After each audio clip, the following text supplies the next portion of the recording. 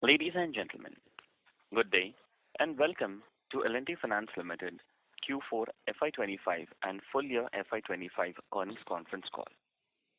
We have with us today Mr. Sudipta Roy, Managing Director and CEO, Mr. Sachin Joshi, CFO, and other members of the senior management team. Before we proceed, as a standard disclaimer, no unpublished price-sensitive information will be shared during the call.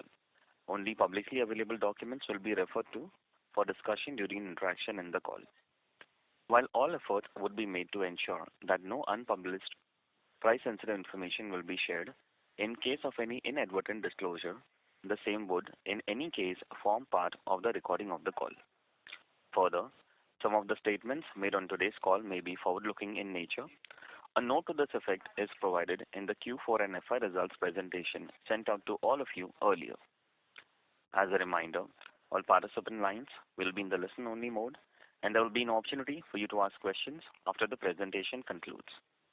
Should you need assistance during this conference call, please signal an operator by pressing star then 0 on your touchtone phone. Please note that this conference is being recorded.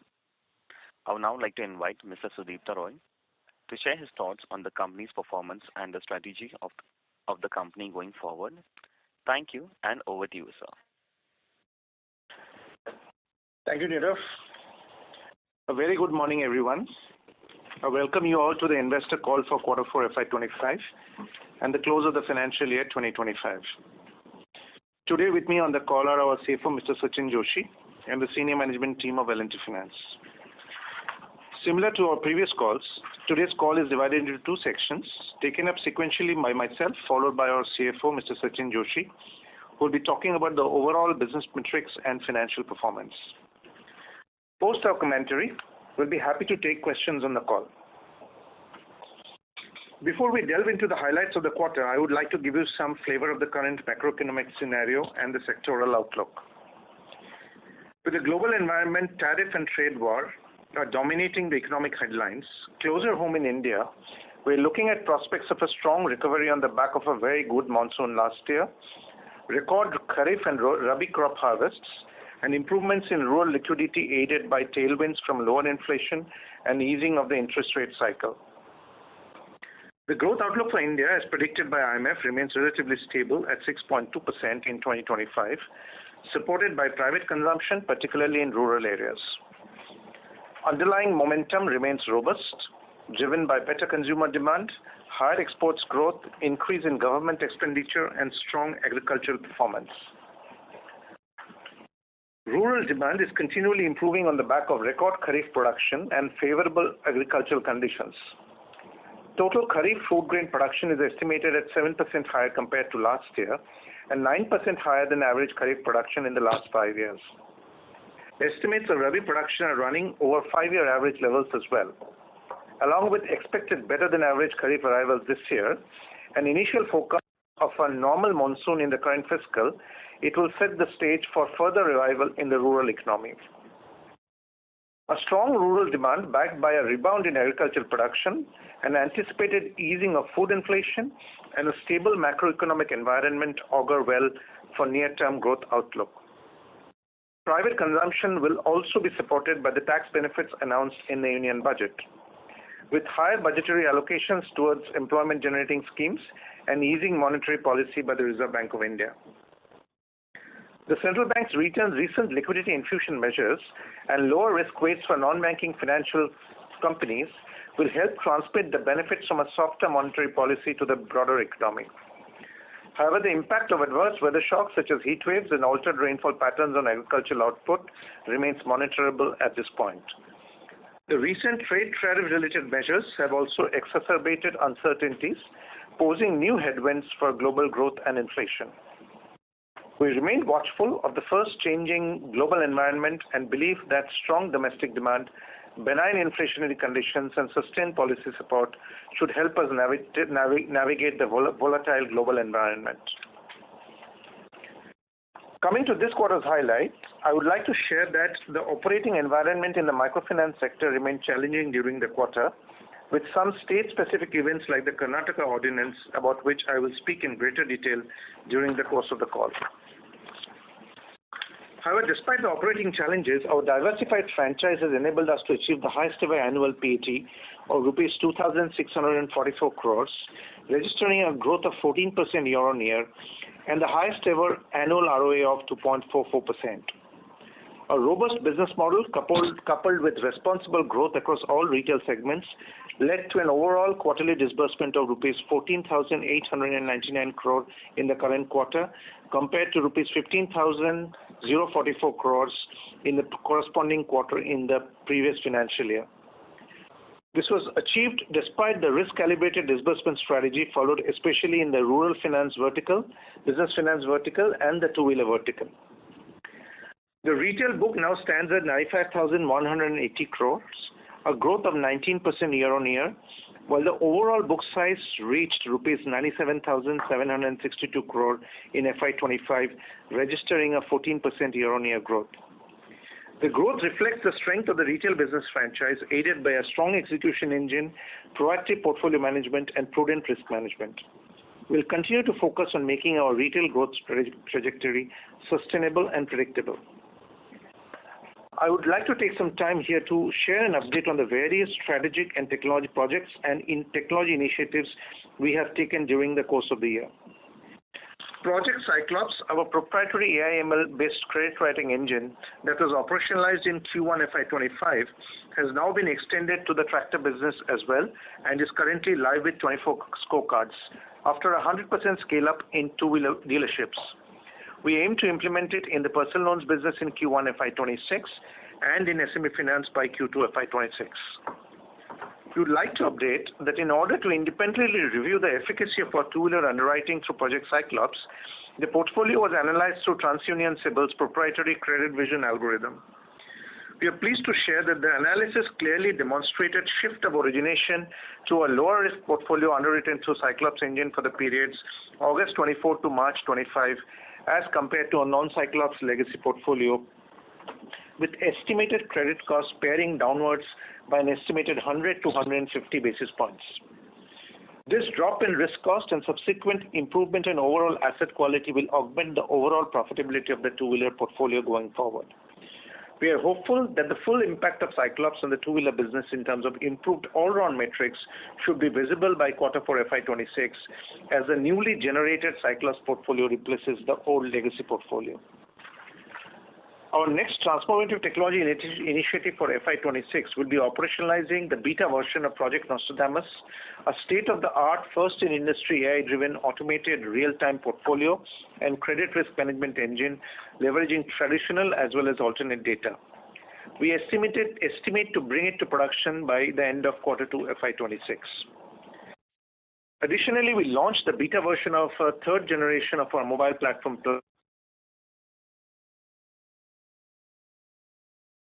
Sorry to interrupt you, sir. We lost your audio.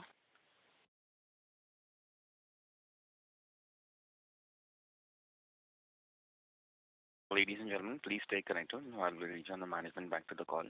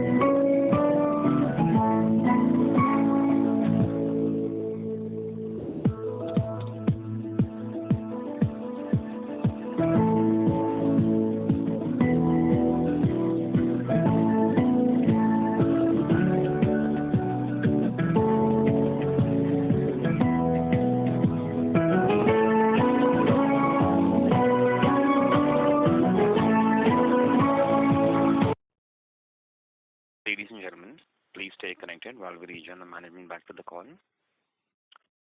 Participants, please stay connected while we join the management back to the call.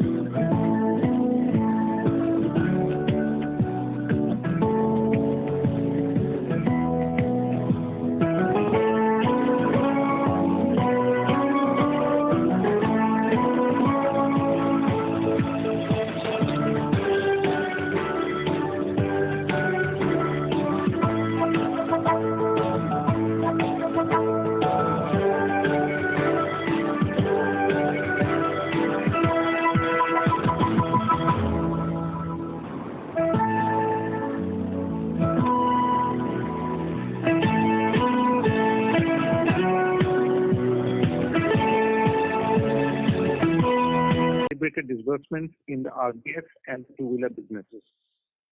Other businesses within our robust retail franchise supported us well in these times in maintaining the retailization trajectory with a 16% year-on-year growth in farmer finance disbursements and a 42% year-on-year growth in personal loans disbursements and a 37% year-on-year growth in SME finance disbursements.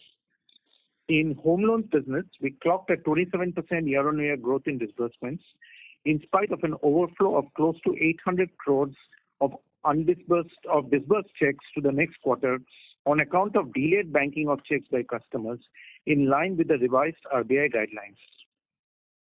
On the loan book growth front, despite consciously choosing to slow down disbursements in segments where risk-reward was not in our favor, our retail book growth stood at 19% year-on-year, a growth rate that we are satisfied with given the challenging environment that we witnessed in FY25. Simultaneously, in other business segments such as farmer finance, housing finance, personal loans, and SME finance, we have maintained a healthy growth trajectory based on our confidence in our tech-powered underwriting capabilities and the market potential. We continue to maintain our focus on shifting towards more prime and near-prime customers, which led to the prime customer share in our two-wheeler disbursements increasing to 82% in the month of March 25, which stood at 53% at the end of March 2024. Our journey towards building a prime-dominant portfolio, which showcases resilience across business cycles, continues with a strong focus on credit and risk frameworks.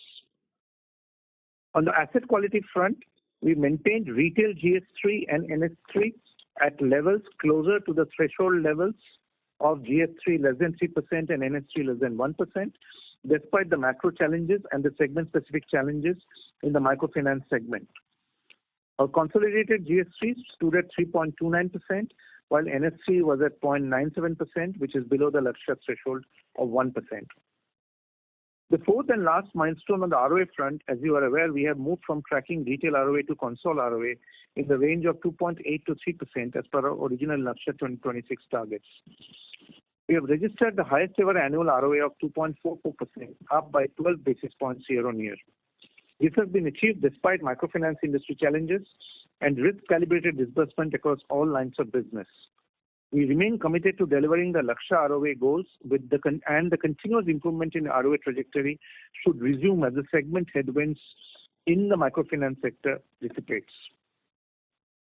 As you are aware, over the course of FY25, there have been operational and credit quality challenges in the unsecured consumer lending businesses in India, particularly in the microfinance sector owing to increased leverage and impact of macro events like prolonged heat wave, severe floods in several states, and a temporary slowdown of cash flow for rural employment schemes during general elections. This led to increased credit costs in our RGL and MFI portfolio, thus warranting a case for utilization of macroprudential provisions as intimated in the investor communication for last year.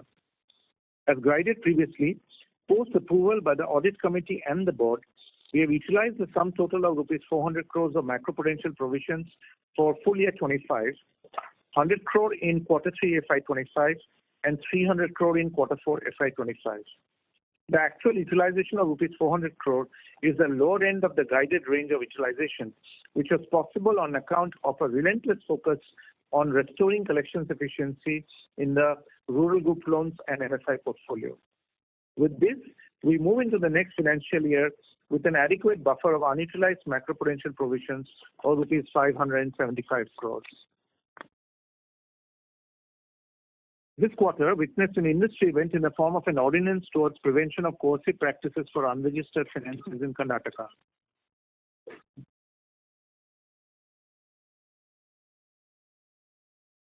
Due to this, in a ricochet effect, collection efficiencies of registered microfinance players also witnessed pressure in February 2025. Our RBF team proactively took on-ground measures to protect our Karnataka portfolio, resulting in the collection efficiency showing signs of steady improvement throughout March and April. We expect the Karnataka collection efficiencies to stabilize to normalized levels by early Q2 FY26. Please refer to slide number 38 of the investor presentation for the for the improvement in our trajectory of our Karnataka RBF collection efficiency. Over the weekend, we received information about a new bill being tabled in the Tamil Nadu Assembly with an objective towards controlling unregulated lending. Prima facie, this bill, unlike Karnataka, seems to have a broader scope than an MFI focus only and exempts RBI-regulated entities and is targeted solely at unregulated entities. Given our experience in Karnataka over the last 3 months, we are confident that this will not pose any significant challenges for us in the operations of the RGL and MFI business in Tamil Nadu. Our March 2025 collection efficiency in Tamil Nadu was 99.6%, which is just 10 basis points lower than our normalized trajectory of 99.7%. We are confident of maintaining this trajectory going forward, though there might be a couple of months of readjustment period in between, as in the case of Karnataka. Needless to mention, we are closely monitoring the situation and will work closely with MFIN and the other industry participants to mitigate any possible impact to the fullest extent. As I had mentioned in the last quarter, I would like to reiterate that the onset of MFIN 2.0 guardrails, as applicable from April 1, 2025, is an overall long-term positive for the microfinance industry and will ultimately lead to recovery of the credit profile of the sector, albeit at a marginal cost to growth. The impact of the guardrails in terms of credit costs for LTF is expected to be limited, as the leverage level of LTF customers has gone down since the proposed announcement, as illustrated in slide number 22 of our investor presentation. We are hopeful of a return to a normalized collection efficiency in the rural group loans and MFI business by early Q4FY25. As mentioned earlier, I would now like to give a brief update on the 5 pillars of execution that we had enumerated over a year back and continue to be implementation mode against the same. Customer acquisition. The focus continues to be on maintaining customer acquisition momentum both vertically and horizontally, while proactively implementing credit adjustments to ensure sustained portfolio quality. To ensure focus on acquiring new non-leveraged MFI customers, the team focused on deepening reach into new non-covered villages. Hence, the number of new villages or the zero disbursement villages activated for the rural group loans and MFI RBF business stood at 25,401 in Q4 FY25, as against 19,975 villages in the last quarter, a growth of 27%. This has helped us in maintaining disbursement momentum to new non-leveraged customers in the RGL and MFI business. We are also expanding our geographical footprint in Assam, Western UP, and Rajasthan. This quarter, we have added a total of 5.3 lakhs new customers. Alongside this reach expansion, we performed calibrated channel optimization in two-wheeler business with sustained focus on better quality and under-leveraged customer acquisition. Further details around customer acquisition and repeat share are available on slide 16 and 17 of the investor presentation. Sharpening of credit underwriting. I've already spoken at length on the impact of our proprietary credit underwriting engine, Project Cyclops, on the two-wheeler business. It has now been extended to the tractor finance business and is currently live with 24 scorecards after having been scaled to 100% two-wheeler dealerships. In addition to this, the Cyclops underwriting engine will be implemented for the personal loans business in Q1 FY26 and SME business by Q2 FY26. Futuristic digital architecture. We are continuing work on upgrading our technical capabilities, and our focus on continually strengthening our IT framework remains unabated. I've already spoken about the Project Cyclops, Project Nostradamus, and upgrades to our Planet app, and we have also launched our new website, www.lcfinance.com. Brand visibility. We continue to focus on targeted engagement through a multi-channel and a multi-product brand building with Jasprit Bumrah as our brand ambassador. We have partnered with L&T Group for the MMRDA Atal Setu Marathon in 2025. During this quarter, we have launched an integrated marketing campaign, Business Loan Aapka Business Ka Game Changer, for our SME finance business, with targeted marketing campaigns for SME audiences in 7 cities, Mumbai, Delhi, Jaipur, Ahmedabad, Kolkata, Bangalore, and Hyderabad. We are also focused on airport brandings in multiple cities to enable us to engage with a captive audience base. As we move ahead, you will see a set of integrated marketing campaigns and targeted branding exercises for other lines of businesses in the upcoming quarters. On the capability building front, as you are aware, we have taken a series of measures during the year. During the quarter, we institutionalized our long-range planning process about which I had mentioned in the last quarter. This process, launched across all verticals, will ensure that each function develops and aligns our forward-looking talent strategies linked to business priorities. In line with our hire right strategy, we have hired a batch of talented and motivated management trainees, out of which 43% of the positions were coached from Tier 1 colleges, including top IITs and IIMs. Speaking of employee initiatives, we launched employee engagement surveys, including the reintroduction of the Great Place to Work survey, to enable the management to effectively listen to the voice of its employees. Additionally, we focused on providing continuous learning opportunities to our employees to excel in the organization. In line with the same, we collaborated with Symbiosis School of Online and Digital Learning to offer employees access to high-quality industry-relevant programs. Now, I would also like to give you an update on the wholesale business and the related investments in security receipts with ARCs.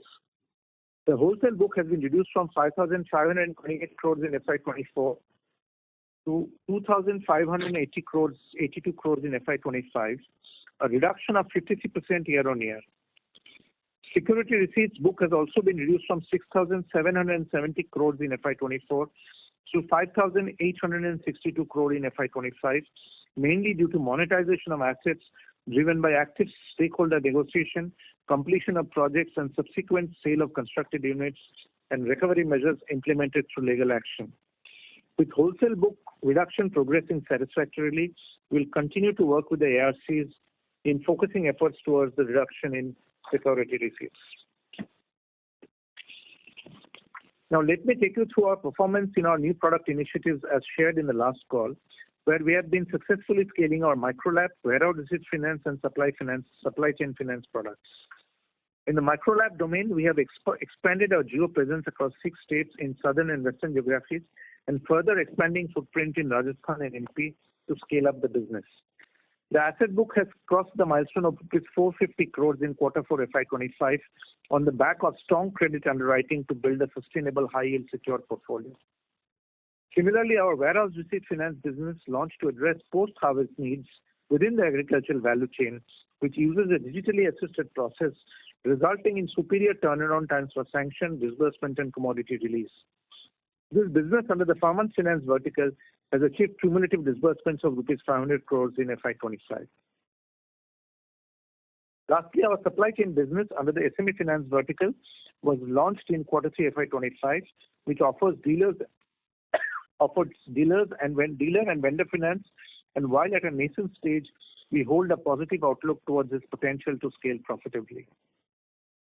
As you are aware, during Q4 FY25, we announced LTS foray into gold loans through the acquisition of the gold loan business of Paul Merchants Finance Private Limited on a slump sale basis. Our philosophy on inorganic growth has been guided by 3 considerations. Firstly, addressing a critical capability gap. Secondly, easily integrable business and people profile. And last but not the least, available at reasonable valuations. Given a large number of our customers have been availing of gold loans, we had been keen to enter this segment to complement our existing product portfolio and also tap its significant cross-sell and upsell opportunities. The proposed acquisition of the gold loans business of Paul Merchants Finance Private Limited on a slump sale basis meets all 3 of our criteria outlined above. We signed definitive agreements for this purchase on February 7, 2025, and an integration plan and governance framework has been put in place to enable us to achieve a closing by Q2 FY26. We expect the gold loan business to add significant value to our retail business franchise and the business to become a major secured high-yielding revenue line for LCF going forward. I will now request Mr. Sachin Joshi, our CFO, to take you through the financial updates. Thank you, Sudipta. As always, I'll be walking you through the financial performance of the company for the quarter. Consolidated NIM. So first starting with quarterly, consolidated NIM plus fees stood at 10.15% versus 10.33% for Q3 FY25 on account of conscious shift in disbursement and book mix due to a challenging credit scenario in RBI. This includes a negative impact of 23 basis points on account of a refund of around rupees 55 crores for broken period interest to certain customers as per advice of RBI. There is also a one-off item of tax gain of around rupees 35 crores on account of closure of certain historical tax gains. Incorporating all these, the consolidated PAT for the quarter was rupees 636 crores. Quarterly retail disbursements stood at 14,899 crores. Retail book stands at 95,180 crores, up 19% year-on-year. Our consolidated book stands at 97,762 crores, up 14% YOY. Consolidated ROA stands at 2.22%, up 3 basis points year-on-year, and consolidated ROE at 10.13%, up by 60 basis points year-on-year. Now coming to annual performance, our consolidated PAT for FY25 stands at 2,644 crores, up 14% year-on-year. Similarly, consolidated NIM plus fee stood at 10.59%. Highest ever annual retail disbursements of 60,040 crores, up 11% year-on-year. Consolidated ROA comes to 2.44%, which is up 12 basis points year-on-year. Similarly, consolidated ROE stands at 10.87%, up 52 basis points YOY. Now talking about retail businesses, rural business finance, the business registered a quarterly disbursement of 5,114 crores, down by 11% YOY, and the annual disbursement stood at 20,921 crores, down by 3% YOY. This was mainly on account of a risk-calibrated disbursement strategy.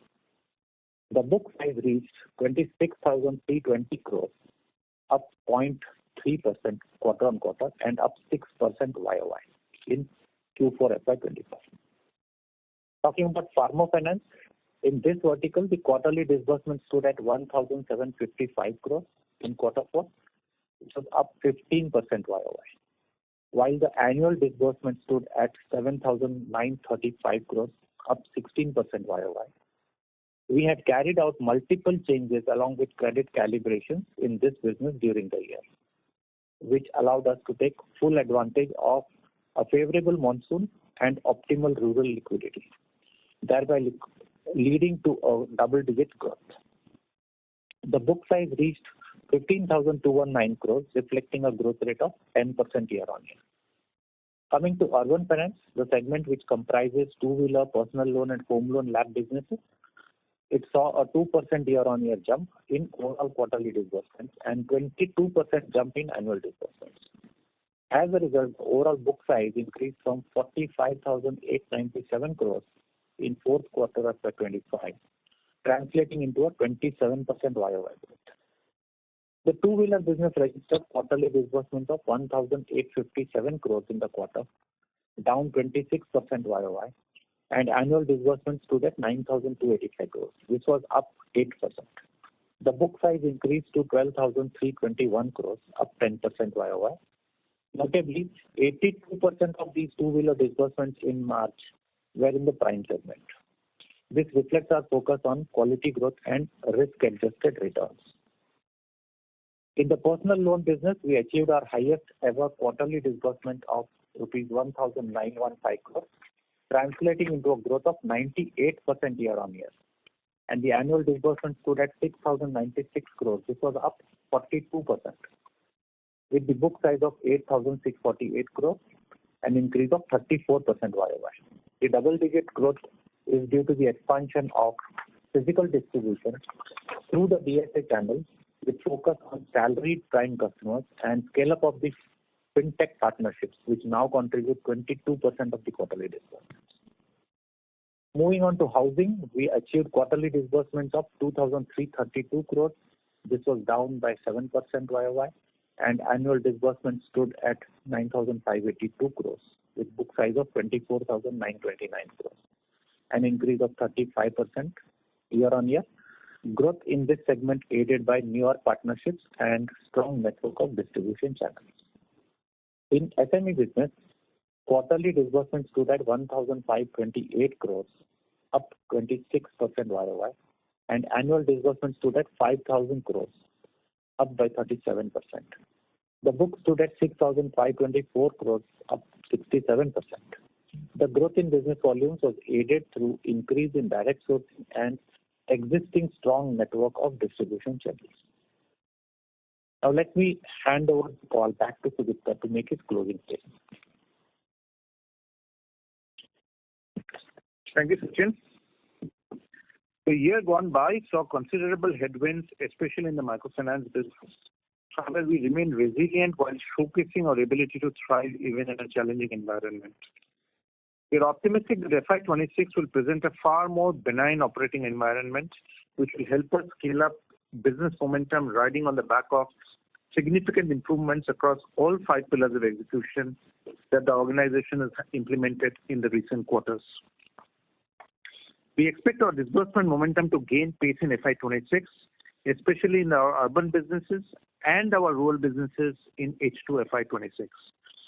We are hopeful of a 20% plus growth in book size during the coming financial year.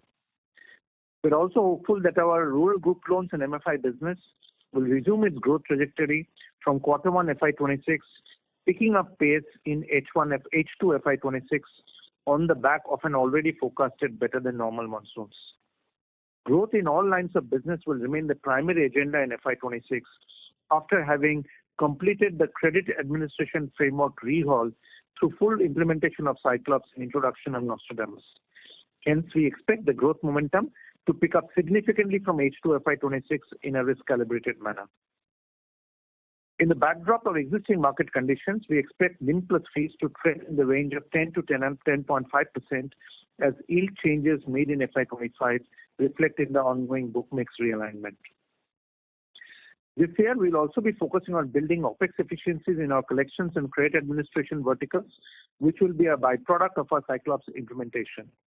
We'll also focus on augmenting productivity of our sales channels through a concerted exercise, including the deployment of multi-product Sampoorna branches. Operating expenses are expected to trend along the same lines as FY25 as LTF continues in investment in guided core technology related initiatives. As the asset book subsequently underwritten by Project Cyclops and the other structural credit policy measures implemented in our various businesses take hold, we expect it to positively start reflecting in decline of credit costs between Q3 and Q4 of FY26. This should in turn reflect favorably on the return on assets profile ranging between 2.4 to 2.5% for FY26 with sequential improvement in H2 over H1 FY26. Having guided as above, we remain cautious about emerging geopolitical risks and would like to maintain that the above guidance does not take into account any unforeseen developments. I would like to end by saying that, as always, we remain committed to building a sustainable, risk-calibrated franchise that leverages technology and deep customer understanding to deliver consistent value to all our shareholders. I would also like to put on record our heartfelt thanks and deep appreciation to the analysts and the investor community for encouraging us through our transformation journey. I thank you all for the patient hearing. We apologize again for the temporary disruption in between, which was completely out of our control. And the floor is now open to questions. Thank you very much. We will now begin with the question and answer session. Anyone who wishes to ask a question may press star and 1 on their touchtone telephone. If you wish to remove yourself from the question queue, you may press star and 2. Participants are requested to use handsets while asking a question. Ladies and gentlemen, we will wait for a moment while the question queue assembles. Participants, you may press star and 1 to ask a question.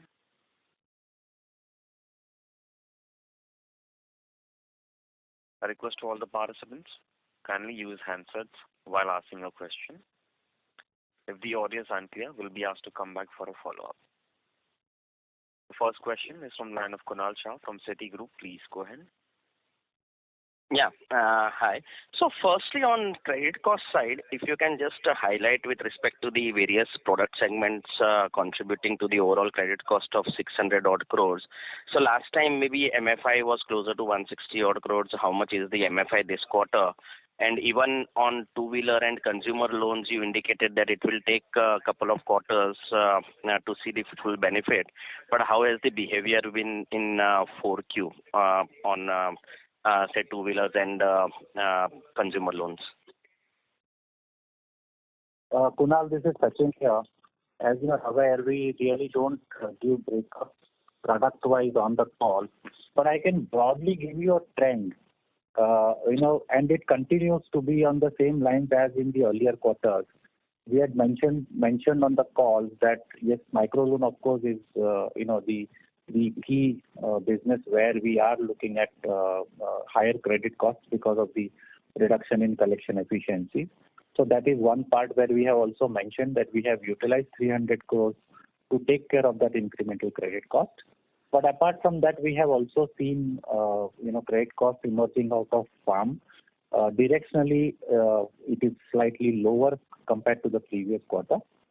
Then we have two-wheeler and personal loan. These are the three businesses where we've seen a higher credit cost. And as we had mentioned on the earlier call, I am just reiterating that one or two more quarters, and then we should be actually looking at H2, which will be much better in terms of overall credit cost directionally, because Cyclops implementation on two-wheeler is completed. In Q3 and Q4, we will start seeing the impact of that, because the book will get seasoned. And we are also in the process of implementing it for farm as we speak, followed by PL and SME. So directionally, H2 will be better than H1 in terms of the overall credit cost. Yeah, Kunal, I'd like to add to what Sachin said. If you refer to slide 26 of the investor presentation, where we have given the index representation of two-wheeler portfolio bounce, you can see, what was at 101, 100% odd, or 101% in April 24. The index bounce is now at about 85%. So we see a significant cleanup of the two-wheeler portfolio in terms of the portfolio metrics, and obviously the first metric you take into account is the portfolio bounce. And as I had spoken earlier, when we validated our two-wheeler portfolio credit metrics, especially the ones that are sourced to the Cyclops engine, to the CIBIL's credit vision algorithm, from a high-level perspective, the sort of the portfolio that behaves in a slightly higher risk fashion, in a non-Cyclops legacy portfolio was about 11%, which has currently dropped to a level of about 3% or 3 or 4% odd when we underwrite it to the Cyclops portfolio. So that is giving us much better headline credit metrics, and obviously our prime share in two-wheeler disbursements is up to 82%. Now, if you look at slide 27, our farm equipment, again the net non-starters, right, which is the first EMI bounce, right, from an index of 159%, which was in April 24, is down to 38%. That means, if you had 1,000 customers, if 159 customers out of the 1,000 customers sort of bounce their checks, currently we have only 38 customers who bounce their checks. So basically from 159 to 38, that journey in the farm business has actually sort of given us a lot of leeway to sort of ramp up disbursements in a credit calibrated fashion. In our personal loans business, we continue to operate on the prime and near prime segments, especially the entire disbursements that is coming through our large partners, which is predominantly Cred, PhonePe, as well as Amazon, continues to be absolute prime customer, prime salaried customers. Our data channel operates on prime salaried customers, and we have seen a significant downward trend in the through the door risk metrics, right, in our personal loans business as well. So as I maintained, as Cyclops gets implemented, now it's getting implemented in the farm business. It is getting implemented in the personal loans business this quarter and the SME business next quarter.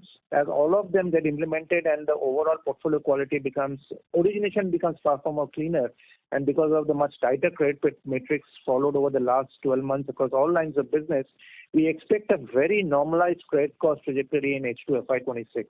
In H1 FY26, there might be some residual impact from the flows that we have seen in FY25 from our, IBF business. But, as I said, barring Karnataka, we saw a collections efficiency of 99.6% plus for rest of India, right? So I would say, our microloans business is also very strongly moving towards normalcy, and we expect a very normal BAU, H2 FY26, of which, H1 and during H1 FY26 with every passing quarter, we will see significant milestones for improvement in that as well. Sure. And the second question is on NIM plus fee. So obviously you indicated that there was some impact of refund on the interest policy which was there post the regulatory direction.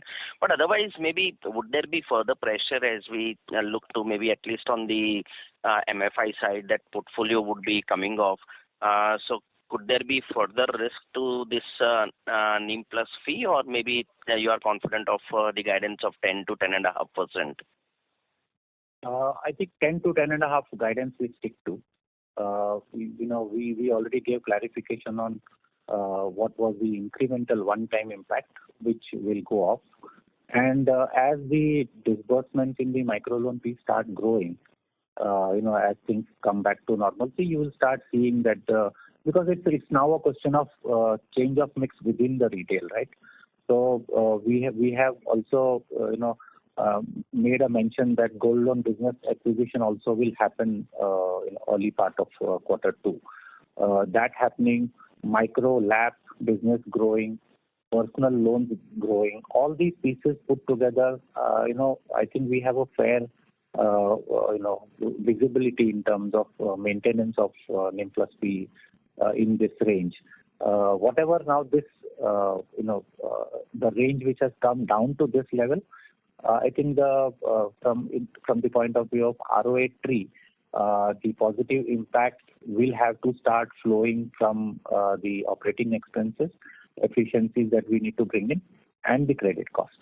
So the overall ROA impact in the positive direction will happen more from operating expenses, the efficiencies we build in, because as Sudipta mentioned, we are also moving towards prime. So that would mean that anyways directionally, the NIM plus fee would remain in this type range of 10 to 10.5. Yeah, one of the things, which is not always visible is that, sometimes the cost of credit is also, there's an invisible iceberg of credit administration cost that lies below the cost of credit. Now, as the portfolio continues to clean up, because we have taken significant efforts in FY25 in building those credit frameworks that sort of builds a very robust credit calibrated portfolio. We expect a sort of some concession in our credit administration cost also, as we move over FY26, right? And it will start getting visible as I have continuously maintained in H2 FY26. In terms of our growth momentum, to answer your question, I do believe that we have seen the bottoming out of the RBF business industry crisis.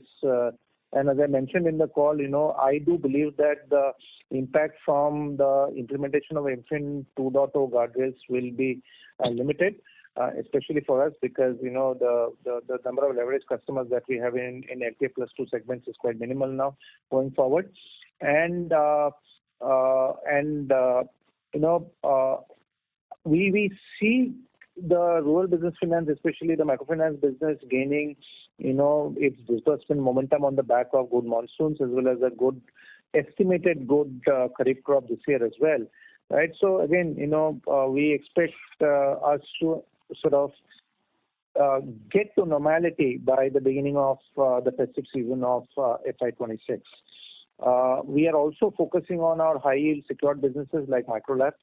the integration of the gold loan business with 131 branches, and we intend to sort of deploy another close to 100 to 150 branches, depending upon how fast we can do it, right, over the period of FY26. We'll also add another high-yield secured portfolio to our entire disbursement mix. Our personal loans business continues to grow strongly. We have seen that we have grown our personal loans business over 98% on a full year basis and about 42% on a quarter-on-quarter basis. Big tech partnerships along with Amazon, PhonePe and Cred continue to scale, and we will add a couple of more other large big tech partners this quarter. So obviously the funnel that is coming from these partners are mostly prime and near prime customers with a reasonable cost of acquisition and a very, very predictable risk cost profile at acceptable yields. So overall, I expect the disbursement momentum in the two-wheeler business, in the home loans business, obviously, we will take a calibrated view in the home loans business, moving more towards loan against property and probably, sort of tempering down the sort of the home loan disbursement process just to balance out the yields. And overall, on the cost of funds side, also we expect more or less a stable sort of weighted average cost of borrowing as compared to this quarter, at least being there for the next 2 quarters.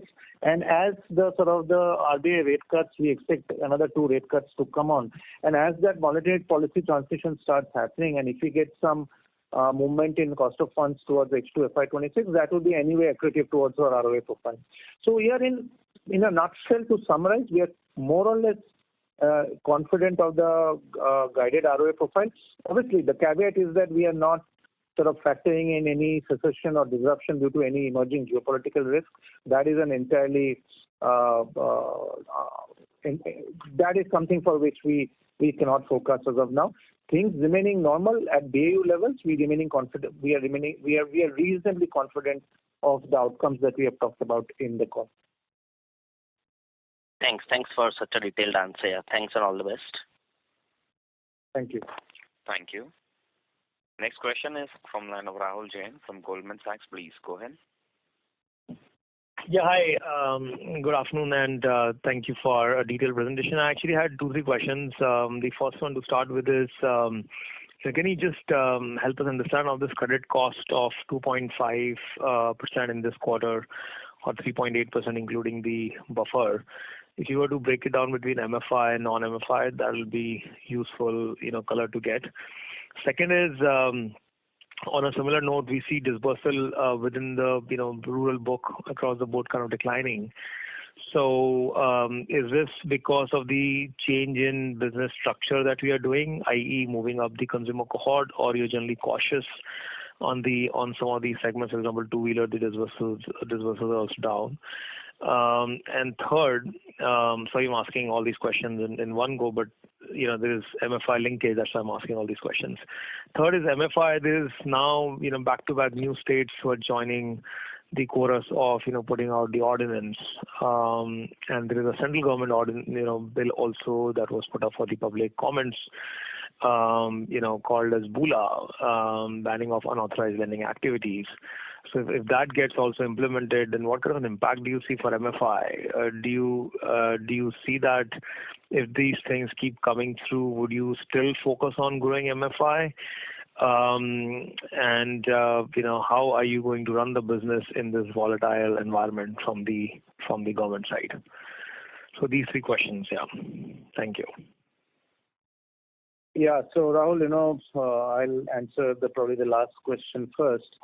I think again the Tamil Nadu sort of bill, I think, as I said in my call, I think it's a more broader scope than MFI only scope. And what it does is that it is probably aimed at restricting unregulated lending and also unregulated digital lending as well. So it impacts again we have to see that what is the final statutes that finally get passed. But again, I do believe that as we have seen in Karnataka, this is probably a transitory impact, 3-4 months impact that we can see. as we are seeing in Karnataka. In Karnataka, we saw the impact in February, but after February, with every passing month, our collections efficiency started improving by about 50-60 basis points every month. Right. So as I said, we expect Karnataka to get back to normal by end of Q1 FY26. Tamil Nadu, as I said in the call, our collection efficiencies are 99.6%. And given the experience that we saw in Karnataka, I am very, very hopeful and very, very confident that the industry will be very, very proactive in dealing any fallout, having learned from the Karnataka experience. So just on that, that's helpful. Just on that point, so in that transitory phase, would you look to press the pedal again, or you will wait to see, how the response comes from the customer side? So see, Rahul, again, during the period, if you look at our MFI disbursements, between Q3 FY25 and Q4 FY25. Q4 FY25, we had Karnataka. But in Q3, we did 4,462 crores of disbursement in RGF. In RBF, we did 4,965 crores of disbursement in Q4. So actually, on a sequential basis, our RBF disbursements have grown. And as we speak, we intend to maintain a risk-calibrated trajectory. That means, non-leverage customers, customers who are exclusive to LPS, or customers that have only LTF plus one, and we assume that they are non-leveraged and non-credit hungry, we will maintain business as usual. As well as I have said that we are expanding into Assam, we are expanding into Western UP, we are expanding into Rajasthan. So, if there is a small squeeze in some part of the country, we have an enormously large franchise to compensate for that squeeze in other parts as well, right? And the fact is that, the other parts, the collection efficiencies are almost back to normal. As I said, barring Karnataka, our collection efficiencies pan-India are at about 99.6. So, I'm being very, very honest, though the Tamil Nadu development is obviously concerning, we probably will not lose sleep over it, because it is something that we have seen in Karnataka. We have seen the rapid improvement in collection efficiency that happens, and I believe that the impact probably will be not as widespread as we saw in Karnataka, because this is not only MFI only, but this is targeted at the entire digital lending universe, and obviously RBI entities are exempt from it. So to go to the first part of your question, I probably don't fully agree with the statement that we are tempering our disbursements in our rural entities, rural businesses. For example, if you look at our farm business grew at 16% on a year-on-year basis. Q4 generally is a sluggish quarter for the farm business on the back of a very robust quarter that they say during Diwali. During the tractor business, the biggest quarters are Q1 and Q2. These are the two biggest quarters, followed by Q3.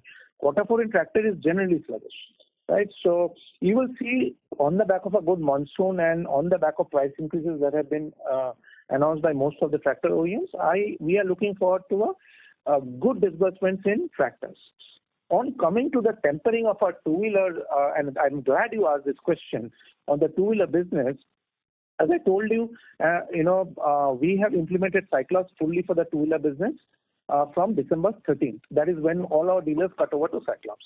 Now, what Cyclops has done, if you see a legacy non-Cyclops portfolio, as per Civil Credit Vision algorithm, a legacy non-Cyclops portfolio tended to have anywhere between 10 to 13% of high-risk customers. Now, what we have done is that we saw in Q4, which is in January, February, March, right, that 10 to 13% high-risk, relatively higher-risk customers have shrunk to 3%, whereas the share of the medium risk and the absolutely low-risk customers have actually increased. So what has happened is that this shrinkage of 10 to 13% of high-risk customers to 3% has shaved out about 100 to 110 crores of our monthly disbursements, leading to a tempering of 300 crores of disbursements across the quarter. That is the drop that you are seeing. But we are very happy to let it go, because this cohort of customers come with anywhere between a projected of 11 to 12% loss rate. Right? So this we are very happy to let go. Right? Having said that, now that the entire model has stabilized, and we know that from a third-party validation, we know that the entire engine is working well, the entire team is now working to scale up disbursements in prime and near prime segments in the two-wheeler segments, because we are very, very sure of knowing what we are doing, right? So this slight decrease in volume of two-wheeler disbursements is intentional, right? And you will see the recalibration of this upwards over quarter one and quarter two FY26. Personal loans anyway have said that we are growing very, very strongly. Right, SME finance we have grown 37% on a year-on-year basis. Our gold loans business will come in. Gold loans has been the strongest growth asset class category last year. Right, so overall we are very, very confident that FY26 will be a reasonably strong growth year for us, especially in H2. H1 we will still be a little careful because as we see the last tail end of the MFI sort of industry issue. And we are very, very confident that if we have a good monsoon, H2 is going to be a very, very decent, half in terms of growth rates. That's very helpful. So can I just ask one more follow-on question? So very, very encouraged to hear about. Sorry? You asked about a question of credit cost. You asked about a question of credit cost, sequential credit. So that Sachin is answering. So Rahul, on the credit cost, I already responded to Kunal. It's the same question that you have asked.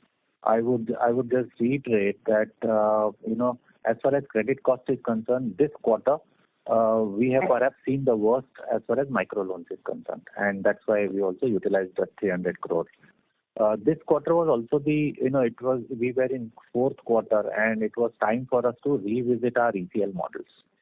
And hence I would like to go public with the statement that vis-a-vis previous quarters, we had mentioned that we will have 3 to 4 quarters of higher delinquency levels in farm, two-wheeler, and PL. This quarter we have seen that farm, the credit costs have stabilized and actually have gone down a bit. On the PL, they have stabilized at the previous quarter level, and in two-wheeler, we will still need 2 more quarters to actually come to the normalcy. And hence, we mentioned that because 52% of the overall book now is prime, next 2 more quarters, and we will be out of the slightly higher level of credit cost on the two-wheeler piece. So taking these into account. Sorry. I purposely asked this question because I recall you had given an estimate of about 1,000 crores of loan losses for the MFI portfolio in fiscal 25. So did we stay within that? Would you want to give some more color? Yes. So our overall credit cost is well within the 1,000 crores that we have that we had stated on when we had also met up on the digital day. We have stuck to that number, and we believe that in fact this was perhaps the worst. Of course, Tamil Nadu already mentioned about, but looking at our Karnataka experience, we don't really see any major impact coming out of it, which will worsen our situation compared to Q4. Very helpful. Sorry for stretching and adding one more question, if you may. What is the normalized credit cost, Sudipta, you're looking at, as a result of Cyclops and MFI calling fiscal 25 being the worst year for MFI? What kind of normalized credit cost that we can look at in 2H of this year? And also, I think at what stage do you start to see benefits of Cyclops coming through in terms of the scale and the operating leverage that the company might start to derive? Yeah, so all first thing is that we're not doing Cyclops on MFI, we are doing Cyclops on all other, because MFI the digital footprint is very low for the customer, so it's difficult for the machine to work. But overall for the year we are looking anywhere between 2.3 to 2.5% of credit cost outlook. And next year, as most of this initiatives that we are doing, because Nostradamus is yet to come, will be in Q2, September to FY26 is when it goes live, the automated portfolio management engine. We are looking at about 2% steady state credit cost going forward. So that is what our target is. That's including any further rundown in the macro potential? 2.3, 2.5? So it will be, Rahul, it will be more directionally towards 2.3 because if there is any utilization required, we continue with 575 crores. We will have to see how quickly, we are at 99.64 if you exclude Karnataka. So we are very close to normalcy if you exclude Karnataka. We will see what comes out of the TN bill. And without taking into account anything on the Tamil Nadu, because it's just come out, we are looking more towards 2.3, and taking into account if there is anything incremental which comes in terms of roll forwards, because you still are away from about 30-35 basis points, right, from 100%. So the 30-35 basis points roll forward which will happen will have to be dealt with in some way. Part of it will be taken through the macroprudential provisions if need be, and the balance will be the normal credit cost. So that's how it will be. So now here I will add to what Sachin said, and delving on my experience of about 25 years in this business, in sort of our lending businesses. What happens is that typically after a credit cycle, when a credit cycle starts, lenders push upwards the credit lending guardrails. And typically a credit cycle, more so in unsecured, takes a period of anywhere between 9 to 15 months to run through. And during this process, the lenders take upwards their credit guardrails. So what happens is that after a credit cycle runs through, you actually have a period of lower than normal credit costs. Because during the period you have taken your guardrails up and the bad portfolio washes up, so suddenly for a period of 12 to 15 months you have where you have lower than normal credit costs. Still credit costs again picks up and normalizes. So this industry will go through the same trajectory as well, right? So that is why we are reasonably confident of what we are guiding. Obviously, our caveat is that any geopolitical fallout, we just not factored that into this. So. Super helpful. Thank you so much for patiently answering my question, and good luck for the future quarters. Yeah, thank you so much. Thank you very much. A request to all the participants, kindly restrict to one question per participant so the management can address all the participants' questions and rejoin for a follow-up. Next question is from none of Nischint Chawathe from Kotak. Please go ahead.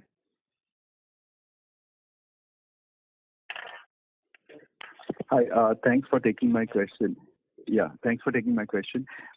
Just curious, why was there some slowdown in the urban businesses? I believe in the home loans and LAP. Home loan and LAP, we haven't had a slowdown. Disbursements are down.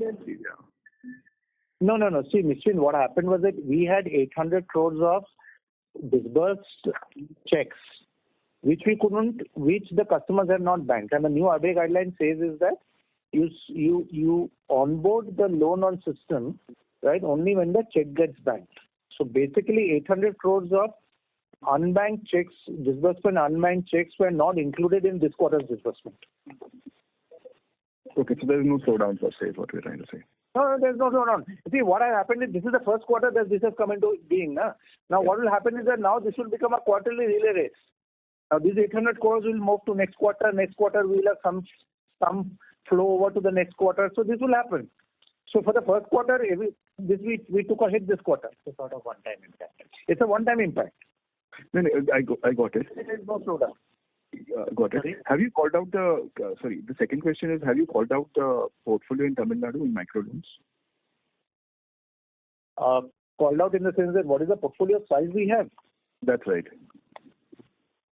The portfolio size in Tamil Nadu is about 6,000 crores we have, is our portfolio size in Tamil Nadu. Right? And our collection efficiency continues to be 99.6% plus. So, sure. That's our portfolio. Yeah, sure. Third small question. In the farm business, you said that we had a higher credit cost. But if I look at the industry trend, and I think even your delinquency trend, it sort of seems to suggest that farm actually, had a good quarter, and I guess that's a consistent trend across players.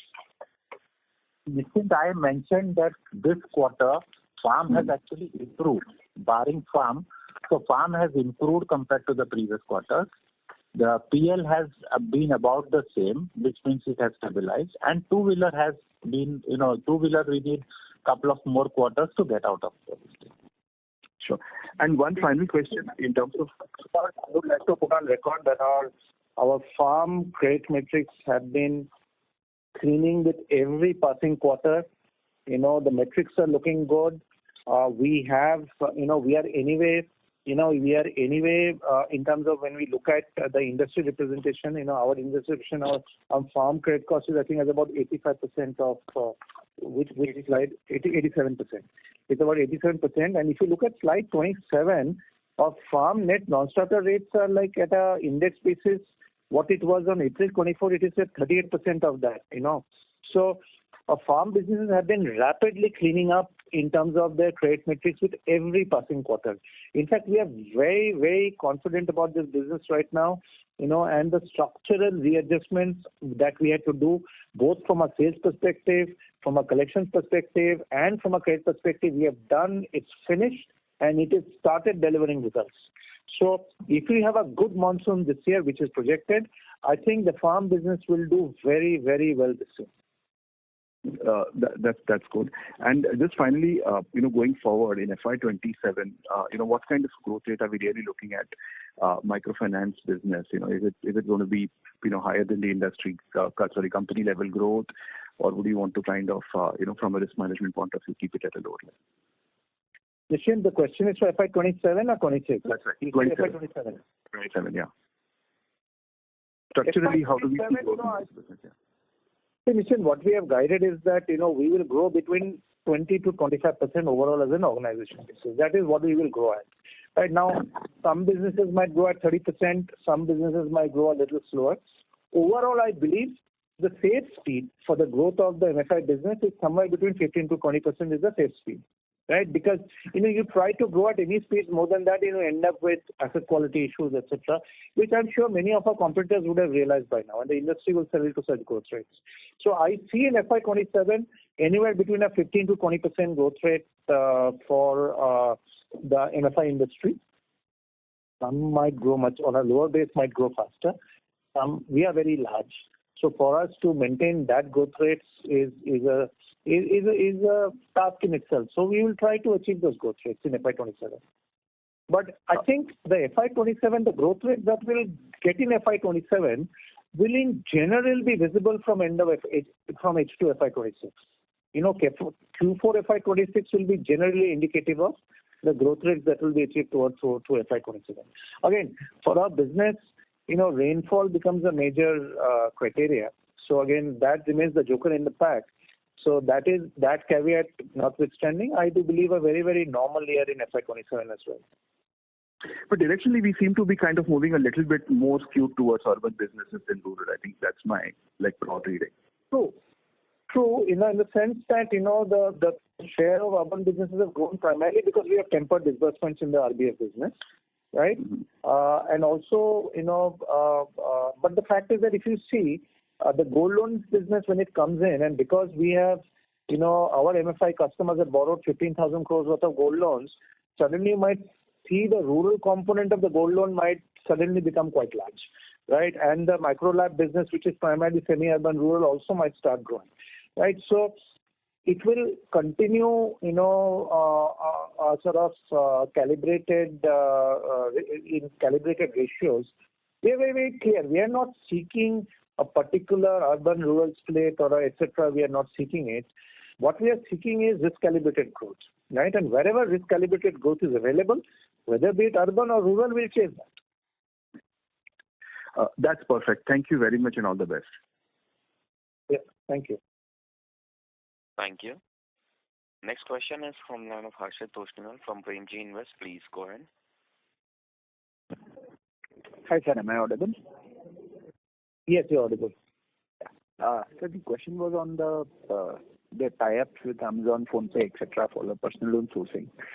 Now, if you can give some, because I think when we look at the different players, people have struggled to grow this book and maintain the credit cost simultaneously. I agree to your point that we have very focused on the prime segment customer itself. But if you can also guide some color on the arrangement who bears the credit cost, the kind of cost of sourcing this business, is there a sharing in the credit cost, etc. And some more color on the nature of the business on those personal loan sourcing. Yeah, so I'll give a color to the extent I can, right? So these are multi-year arrangements where most of these partners act as origination partners. There is no sharing of credit costs. Sorry, pardon? Sorry, I missed the last line. There is no sharing of credit costs. Okay. Right? The one on with Cred is on a co-lending model with 90-10 co-lending model. The one with PhonePe and Amazon is only purely origination basis, right? So the way we do this is that we have a strong customer profile in mind and a target risk cost in mind.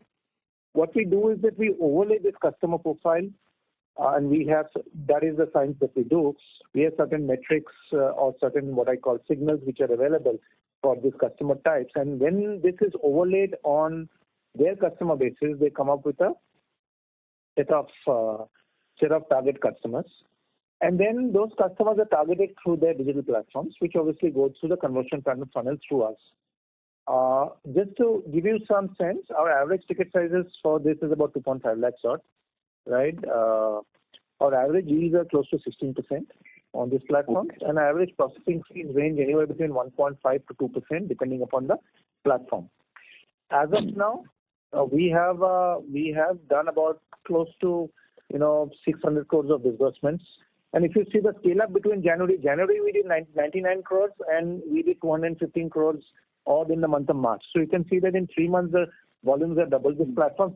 In fact, we can do more. We are going slow because we want to be absolutely risk calibrated. So what we do is that once the origination comes in, we look at what's the risk, what are the gross non-starters, what are the net non-starters.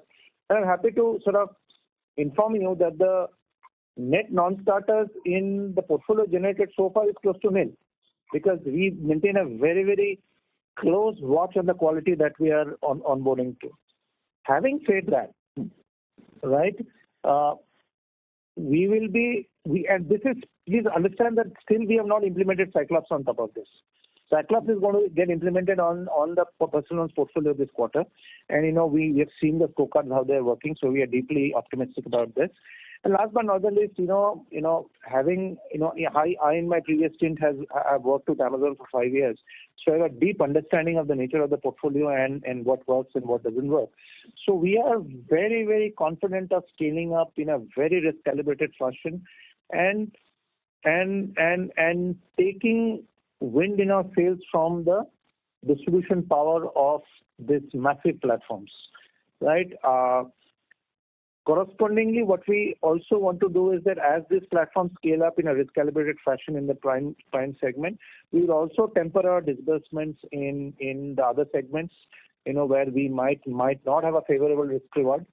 And we are, the ultimate goal is that in our personal loans business, we want to mirror a private sector bank's personal loans business, which is largely salaried and very high income self-employed, right? So, between this, we really do not want to play in the STPL segment. We really do not want to, because what happens is that in a credit event, the losses from this segment become unmanageable, right? So, and that is the philosophy of LTF overall. We want to move to a very predictable risk cost regime, because what is not visible to people is that when things start tanking, they not only tank on the credit cost side, they also tank on the OPEX side, which is normally not visible because your cost of credit administration is equal, if not, more than your credit costs. So right. The hidden icebergs are always not visible. So obviously our focus is to make sure that we build a very, very, to use the word, a bulletproof portfolio in terms of credit cost over a period of time. Got it. So just two questions there. One is the yield which you mentioned, 16%, and maybe some processing fees. If I just add all, then it's a 17-18% yielding books. And so if you can also that for the customer segment which we are trying, is this how are we being able to manage this yield? And the second is the tenure of the product very small, which is what allows us to maintain that yield, or how should we look at this part? No, see two things. The tenure of the product is average 28 months, if my memory serves me right. So 28 to 30 months. So these are prime personal loans. So to understand two things, customers like journeys which are less friction, and customers are very well-oiled journeys. The beauty of working with these platforms is that you are able to build very intuitive journeys where most of the heavy lifting on credit underwriting has been done previously, and the customer has just to go through the KYC hoop to get the loan. So typically the speed of disbursements have the customer has a premium, pays a premium of about anywhere between 100 to 150 basis points in terms of rate on a trade-off of speed of disbursements. So typically you will see that, digital channels, if administered well, tend to get anywhere between 100 to 150 basis points yield of the same customer if you were to come to a physical channel, where he has the wherewithal to negotiate with the DSA, etc., and all that stuff, right? So we are able to maintain the yields. As of now, we are able to maintain the yields, and we are able to maintain it quite tightly. And the OPEX on these channels are also quite low because, obviously we do not have any sales force deployed, and we have a reasonable origination cost agreed with some of these channels, some of these partners. Thank you. Harshit, I'll request to come back for a follow-up question, please. Sure. Thank you. Thank you. A request to all the participants, kindly restrict to one question per participant and join the queue again for a follow-up. Next question is from line of Shweta from Elara Capital. Please go ahead. Thank you, sir, for the opportunity. So I'm referring to slide 16 and 17 of the presentation. So you partially answered to the previous participant, but I was looking at personal loans to existing customers. Now, in a challenging year of FY25, where most of the players have been focusing on or curtailing NTC customer cohort, we are seeing this consistent decline in existing customer profile penetration. Also, you mentioned that a lot of leverage operational efficiency benefits will flow through fintech partnerships. But again, most of your peers have been scaling down the fintech partnerships, especially on the personal loans front. And from the similar slide, so while you categorically called out risk in MFI segment, even in your opening remarks, and also especially with guardrails in order, then why rural group loans and MFI businesses have exhibited substantial surge in new customer acquisition? I mean, especially when you also mentioned that implementation of Cyclops is sort of not feasible in this particular customer profile, and naturally so. So yeah, these are the two questions. Yeah, so thanks, Shweta, for the questions. I'll answer your first question, why personal loans in slide 17 has gone down from 49% to 40%, right? In a percentage sense, it has gone down. In the absolute amount, it has not gone down, because what has happened is that the acquisition of new to organization customer from some of our digital channels has gone up. So from a percentage point, it has come down. So that is the reason for this. So basically, it's just a denominator effect, right, where it has gone down. But the quantum of disbursements in terms of actual value of disbursements is actually not gone down, right? So that's the first answer to that question. The second, and again, to answer your question, why we are doing NTC when others are scaling up NTC and fintech partnerships, etc., right?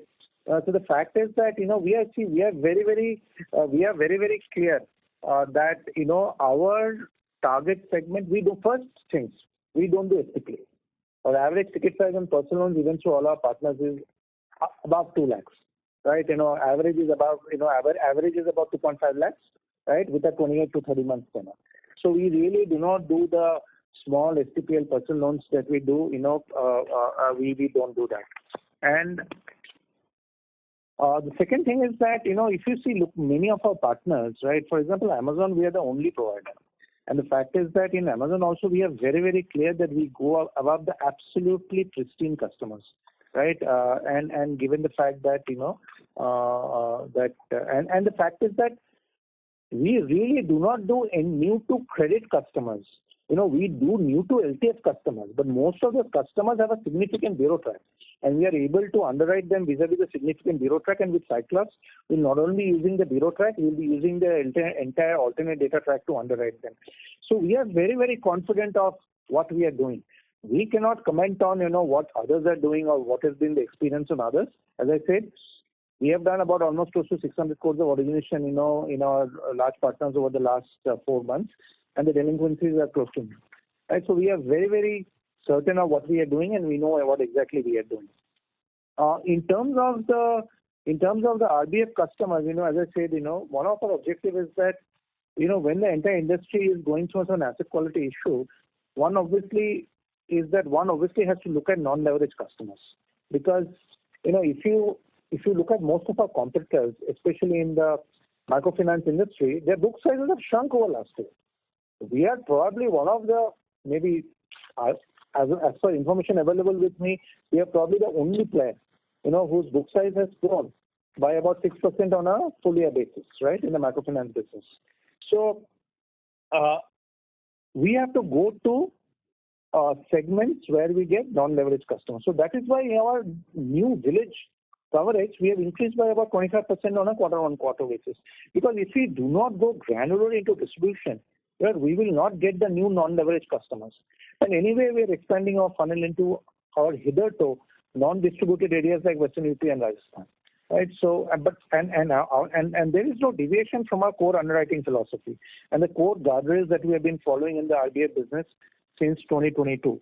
So we are actually not really deviating from anything. We are just making our distribution more granular and more sharper in search of non-leveraged customers. And if we get non-leveraged customers that pass through our credit guardrails, we will do that business. We will not shy away from that business. Because finally, we have to deliver growth. Right? We cannot suddenly say that, we shut this business and we run away. We cannot do that. Within a difficult circumstances, we have to operate. We have to look at opportunities of growth within difficult circumstances, and that's exactly what we have done. So just in terms of numbers, Shweta, we have 2.9 lakh new customers, and the addition has happened from new markets. This is Western UP, Maharashtra, Andhra Pradesh, and Telangana. The total amount of disbursements here is 1,112 crores. So clearly, these are all low leverage customers, and we will not lose this opportunity. In fact, after being the best in the industry, it doesn't make sense for us to just keep worrying about. We identify the right set of customers and actually go ahead in the place. In fact, this is going to be one of the key advantage for good players who have been the least impacted. We will be able to buck the trend and actually get up and grow faster, because the opportunity for good players will be much high. Competition will be very low going forward. In fact, I would like to add to what Sachin said, our AP and Telangana collection efficiency is 100%.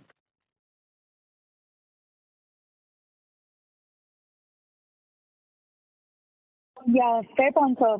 Best luck for all your future endeavors. Thank you. Thank you. Thank you. Participants kindly restrict to one question per participant. Next question is from the line of Abhijit Tibrewal from Motilal Oswal. Please go ahead. Yes, sir. Good afternoon. Thank you for taking my question. Just one clarification. You spoke about the SR book in your opening remarks, which has declined by almost 900 crores from March to March. Two things I wanted to understand. One is, in bringing down this book, what is the hit that you had to take? And out of this residual 5,900 crores of net SRs that you have on the balance sheet, over what time period will this run down? And what is the impact that is expected? When I say impact, I am trying to understand both the things. Either it could be a P&L drag, or if you are actually expecting recoveries from this SR book. Please help us with that as well. Yeah, Sachin here. So first thing is, yes, this quarter we have on a year-on-year basis, we have seen a reduction. And the overall reduction actually for the year is about 900 odd crores. Your question was on whether it will have any impact. See, this our average balance is about 5,800 crores. 5,800 crores is net carrying value on the books, which is covered about 58-59%. So it is sufficiently provided. Now this money is stuck. The resolutions will happen. We don't expect any significant resolutions happening in FY26, but FY27 and 28, we will see a lot of reduction, which will release capital, and hence the impact on the interest cost, because there is an interest cost element sitting over there.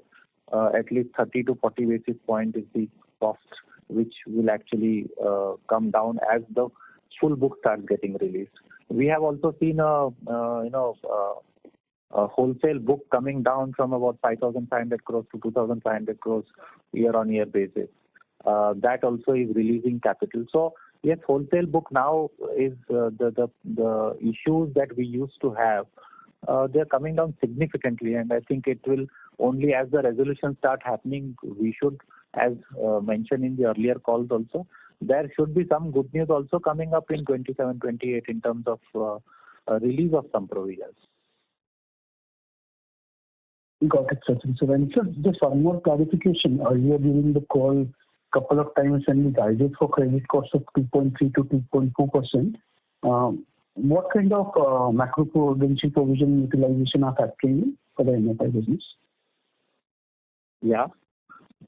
Sorry, can you repeat the question?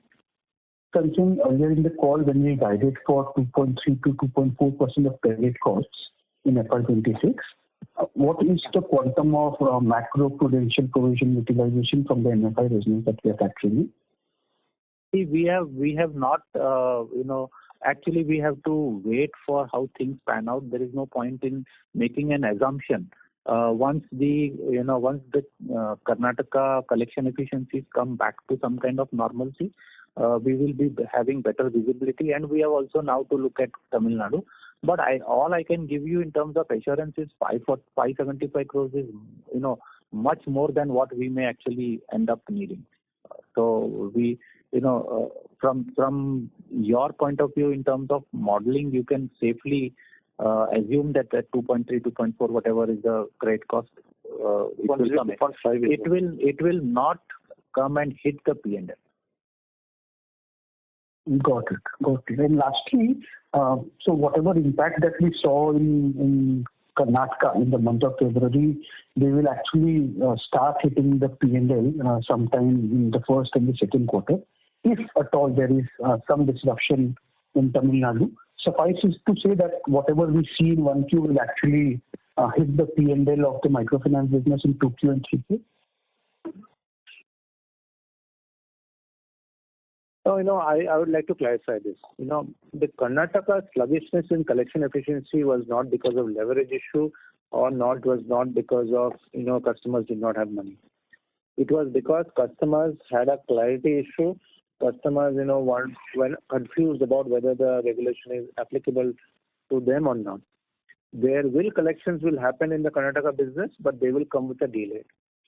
So it might be possible that some portion might flow, but they will come with a back-ended strong recovery.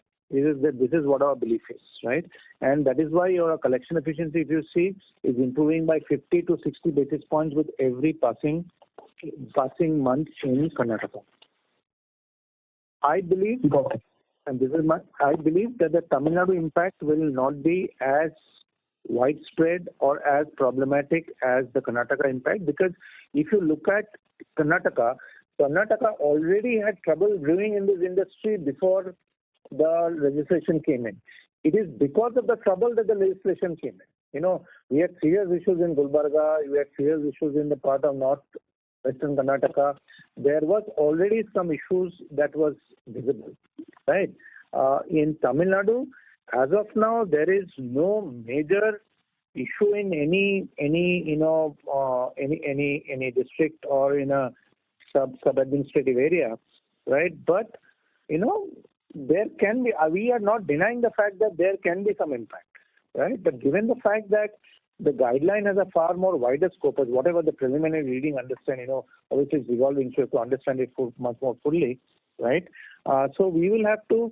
We believe, it is my belief that probably we'll have a much more smoother landing in Tamil Nadu than what we saw in Karnataka. Sachin wants to add something. Just to add, I'm just referring to the bill, the draft which has come. It actually mentions that this act shall apply to all money lending institutions except banks, non-banking financial institutions registered with RBI. That is point number one. Number two is by way of limitation, the categories of this act relating to compulsory action against the borrower shall apply to banks, NBFCs registered with RBI. Now this part is, I believe, clarification is being sought by MFIN because this compulsory action has not been defined in the bill. So that's where we stand at this point of time. But in terms of behavior of customers and all, Sudipta already mentioned how we expect. This being the second state, I think better sense will prevail because the customers also realize that non-payment would mean that the bureau scores worsen, and then there is a challenge when they want to seek finances going forward. Got it. So this is useful, and thanks for that color, and I wish you and the team the very best. Thank you. Thank you. Next question is from the line of Avinash Singh from Emkay Global. Please go ahead. Yeah, hi. So just question again on the securities part. So, I mean, you started with a 6,700 crores, ended at 5,800 crores. So if you can help with the sort of, the flow, because if I see through in the year, about 776 crores of 8 loans you have sold to ARC. So some bit of, that SRs would have got added. So what was the quantum of existing SR that got resolved during year? And on this, NPA sales, I mean, can you help with the kind of underlying assets? Of course, it looks from the wholesale book, because the reason I am asking, the net book value of these, loans was 550 odd crores, whereas that, the consideration for the sale to ARC is some 833 odd crores. So I mean, that is where again I am getting a bit confused that okay, what kind of loans were there? I mean, that you're getting kind of a transfer at a higher than book value. Okay, thanks. So the net SRs as they stood on 31st March 24 were about 6,800 crores. And what has actually got resolved on a net basis is about 900 odd crores. Okay. So that's how we have this 5,900 crores coming. No, so but in the year you had addition, and this addition because you have some 8 loans sold to ARC. So of course this there would have been addition. So that's why I wanted to know that from the existing book how much got resolved and what sort of amount you received. And the addition for these 8 accounts, I wanted some more color because when I see in the disclosure, these have been sold to ARC at a value much higher than the net book value of loans. So that I wanted some more color on what sort of underlying. So in terms of gross value, about 1,350 crores is what has been issued, and the net SR which have got added is about 400 odd crores. That's how the net amount of 900 comes.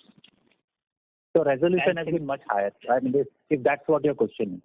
Yeah. And this around this sale to ARC that happened at a much higher value than your net book value. So what was the sort of underlying reason? There was just one asset which I just gave you the number. The number is too small compared to the resolutions.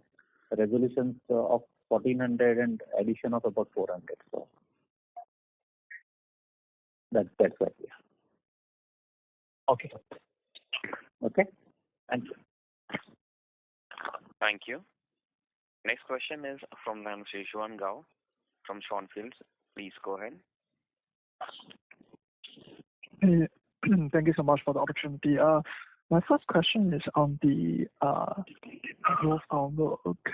So for two-wheeler and MFI for FY26, what kind of rough range of growth should we look at?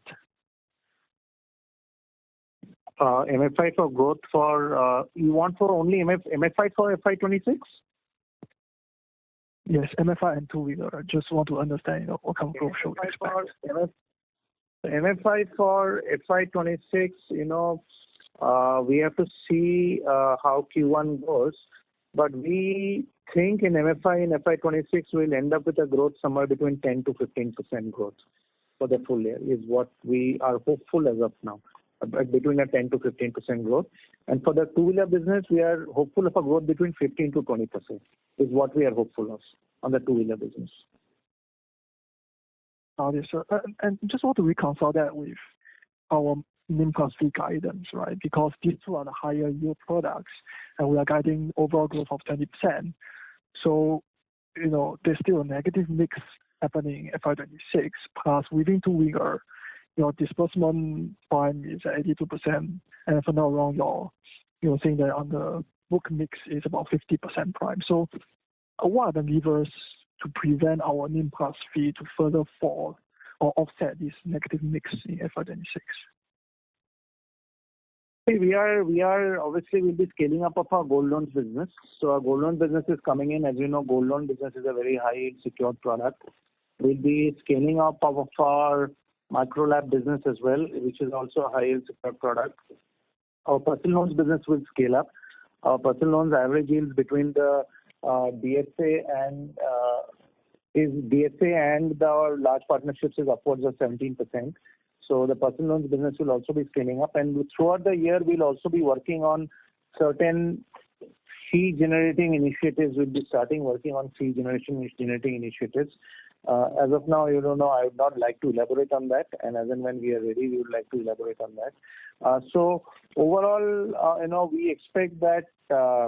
And again, the 10 to 15% growth rate that we have guided on MFI, etc., is obviously on a conservative basis, because we do not want to grow that business at a level which is far higher than what is sustainable, and again adds into a lot of leverage. And then the two-wheeler business, we are very confident of growth, provided the industry also grows strongly. For example, if we see a very strong growth of the industry in FY26, I'm sure that the 15 to 20% that we can guide can be more. But however, right now we would like to guide at about 15 to 20% growth in a two-wheeler business. And again, we have certain fee generating initiatives which we have in store that we'll be working on for the year.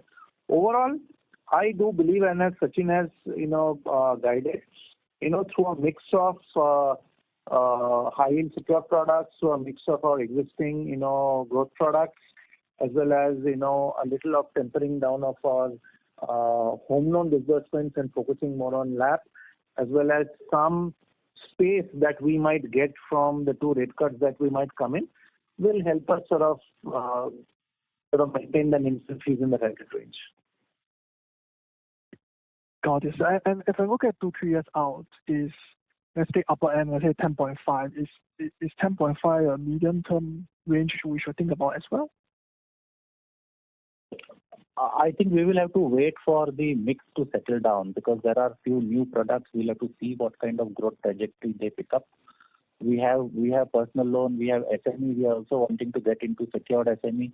We have a gold loan business which will be coming up, and then micro lab, plus the growth in micro loans. Those are new fee products. And the new fee product that we are working on, which will get implemented in the beginning of next financial year. So there are lots of opportunities and options that we will work on, and we will have to wait, because we are still in the process of stabilizing the book.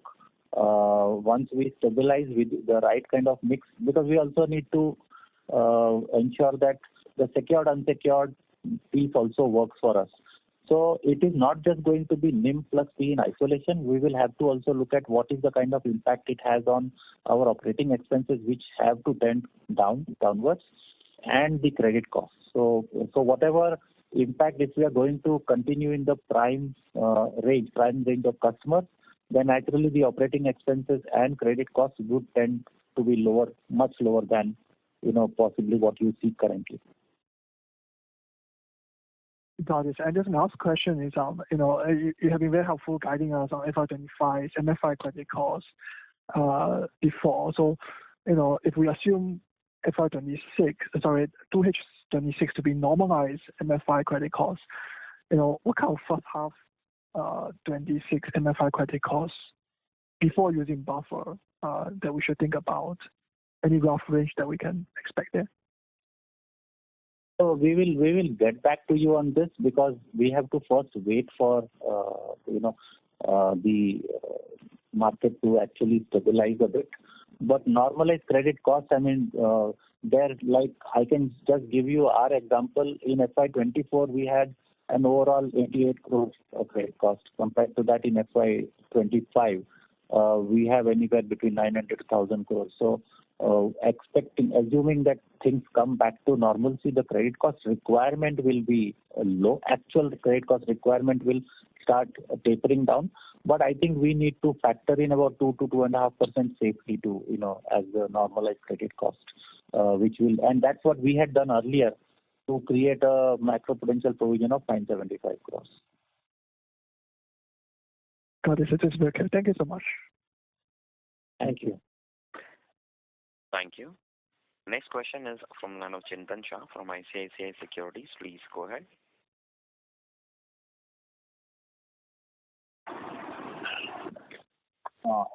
Thank you for the opportunity.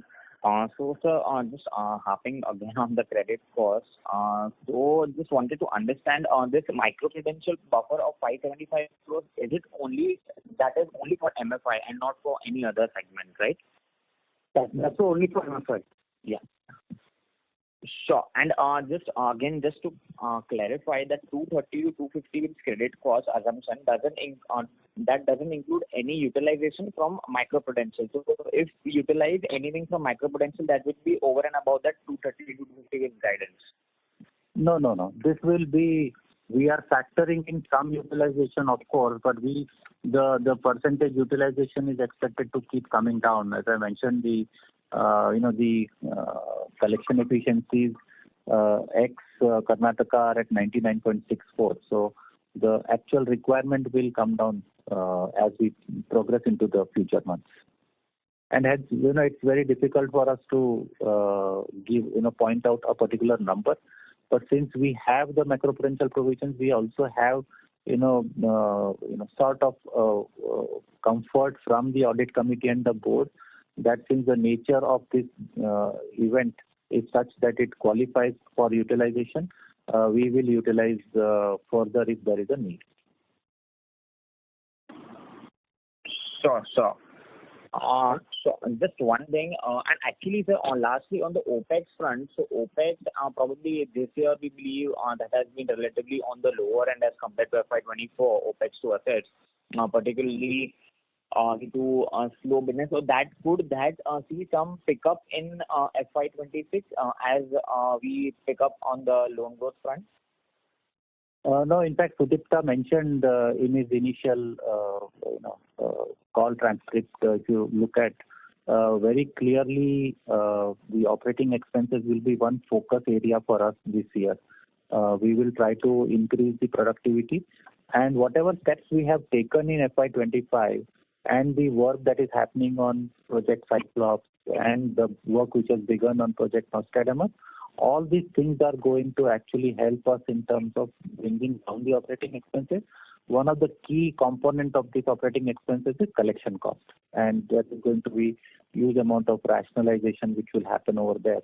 No doubt there will be some investments which will happen in the technology space as well as growing the branch network, but that will actually also help us in terms of increasing the top line. So yeah, the operating expenses increase on investments will start giving us returns partially.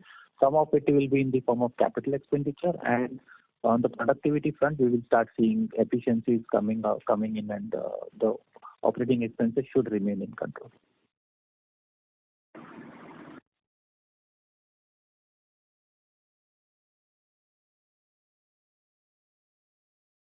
Hello? Sure. Hello, I think this is very helpful. Yeah. Okay. Thank you. Yeah, this is very helpful. Thank you. Thank you very much. Ladies and gentlemen, we'll take that as the last question. I'll now hand the conference over to Mr. Sudipta Roy for closing comments. Well, thank you, everyone, and we really appreciate the time spent by all of you with us. FY25 was a challenging year. FY25, I think the entire L&T Finance team worked really, really hard to deliver an acceptable outcome even through these difficult circumstances. As we speak, though there are certain sort of issues regarding geopolitics, etc., and overall global trade and tariff related issues, but we do believe that closer home, I think given things remaining constant, FY26 will be a year in which we will see restoration of normalcy in most lines of business, and on the back of a good monsoon, sort of an accommodative stance taken by RBI as regards monetary policy, as well as improving liquidity, improving consumption sentiments, as well as an overall sort of tempering and cessation of the the sort of the overhang on credit that had built on the economy, I do believe that FY26 will be a year of calibrated growth for the entire financial services industry, of which obviously we will also be a part. Many of the initiatives that we have started in FY25 are almost towards the end of completion, and we will see the fruits of that sort of coming through in numbers. And as I've maintained in meetings with many of you, is that it will start becoming visible in H2 FY26. Our team remains growth focused, our team remains execution focused, and extremely credit minded with a focus on bottom line. The distribution alignment that we have done with the introduction of the regional business head structure also makes sure that our granular distribution on ground is far more stronger than it was ever before. Through the year, we'll be working on scaling our new products, especially maintaining our supremacy and leadership in our existing Fulcrum line of products. We're also working on a set of new products, obviously with the objective of, improving our fee lines. I'm hopeful that, the numbers that we have guided for, everything remaining constant and the environment remaining constant, will be something that we should be able to achieve. Thank you again, and wish all of you a good day. Thank you very much. On behalf of L&T Finance Limited, that concludes this conference. Thank you all for joining us, and you may now disconnect your lines. Thank you. Thank you. Thank you.